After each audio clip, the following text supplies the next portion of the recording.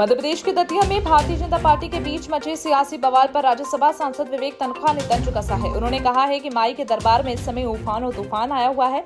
उन्होंने कहा, अपने सीनियर लीडर की उपेक्षा पर अब भाजपा के कार्यकर्ता सड़क पर उतर रहे हैं। ऐसा दृश्य मैंने आज तक कभी बीजेपी में नहीं देखा। राज्यसभा सांसद ने कहा कि भाजपा में अगर इसी गति से तूफान चला तो कांग्रेस का रास्ता सरल हो जाएगा। शनिवार को जबलपुर पहुंचे राज्यसभा सांसद विवेक तनखा ने मीडिया से बातचीत करते हुए कहा कि भाजपा में सब कुछ ठीक नहीं चल रहा है। हालांकि ये उनकी अंदरूनी मामला है, पर उनके लिए ये जरूरी चिंता की बात है। माई के दरबार में इस वक्त तूफान बोलिए आया हुआ है। एक बीजेपी के बहुत सीनियर लीडर की अनदेखी हुई और उसको लेके बीजेपी के लोग सड़क पे आ गए, चक्काजाम कर रहे हैं। ऐसा दृश्य मैंने पहले बीजेपी में देखा नहीं था। चिंता की बात है। मुख्यमंत्री डॉक्टर मोहन यादव के मुख्य आतिथ्य में इंदौर के ब्रिलियंट कन्वेंशन सेंटर में माई यूथ माई प्राइड कॉन्क्लेव 2026 का शुभारंभ हुआ। कार्यक्रम में बड़ी संख्या में युवा, विद्यार्थी, शिक्षा विद्वान और विभिन्न क्षेत्रों के विशेषज्ञ शामिल हुए।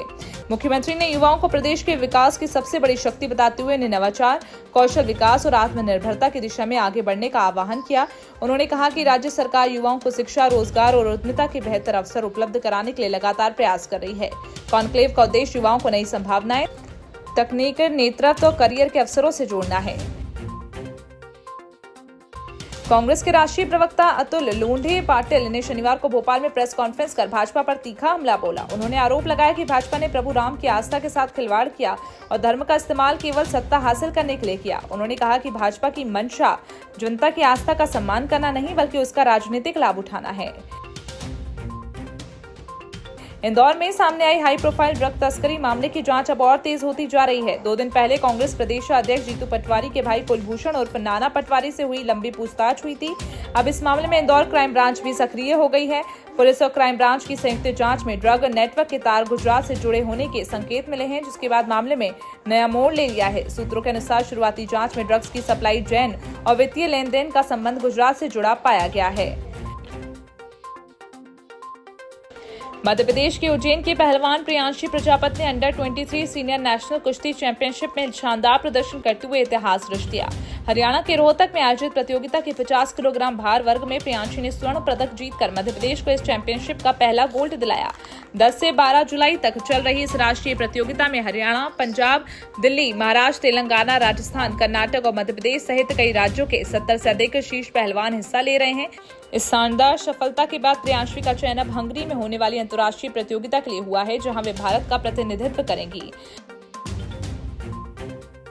जिले के इछावर क्षेत्र के ग्राम ढाबला माता में मध्य प्रदेश ग्रामीण बैंक पर गंभीर लापरवाही और अनियमितता के आरोप लगे हैं। पीड़ित किसान परिवार का आरोप है कि 6 भाइयों की संयुक्त सहमति के बिना बैंक प्रबंधन ने खाते में बदलाव कर नया खाता खोल दिया। परिवार का कहना है कि पिता के किसान क्रेडिट कार्ड लोन की 3,22,000 रुपए की राशि जमा कर खाता बंद कराने पहुंचे तो रिकॉर्ड में 1,21,000 रुपए का एक नया खाता भी दिखाई दिया। शिकायत के बाद मुख्य शाखा में जानकारी लेने पर बिना सभी खाता धारकों की अनुमति नया खाता खोले जाने का मामला सामने आया है। पीड़ितों ने निष्पक्ष जांच और कार्रवाई की मांग की है। क्या हमारे बाप का खाता था यहाँ अशरफ खान सजाद खान के नाम से। इनने क्या करा, हमें उसको बंद करना था। 2-3 दिन से आया तो इनने क्या बंद करो, तो हम पे 4 लाख 4.5 लाख रुपए बता दिए। इन्होंने कहता है कि उन्हें 10 साल से यहाँ आके बैंक ही नहीं देखी। इनको आवेदन देते हुए भी इनने 2 खाते करके खाता बिल्कुल फ्रेश कर दिया। तो अब अभी हम मालूम पड़ी कि 2 खाते कैसे हो गए।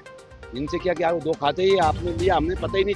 6 भाई 6 भाई को पता नहीं है कि हमारे कोई खाता है कि नहीं हो, तो इनने इनके हिसाब से कर दिया सब कार्यक्रम। मध्य प्रदेश में अगले 3 दिन तक हल्की बारिश का दौर रहेगा। कहीं भी बारिश का अलर्ट नहीं है। IMD मौसम केंद्र भोपाल के मुताबिक मौजूदा सिस्टम कमजोर हो रहा है, इसलिए 11, 12 और 13 जुलाई को रिमझिम बारिश होगी। 14 जुलाई को जरूर कुछ जिलों में हैवी रेन होने का अनुमान है।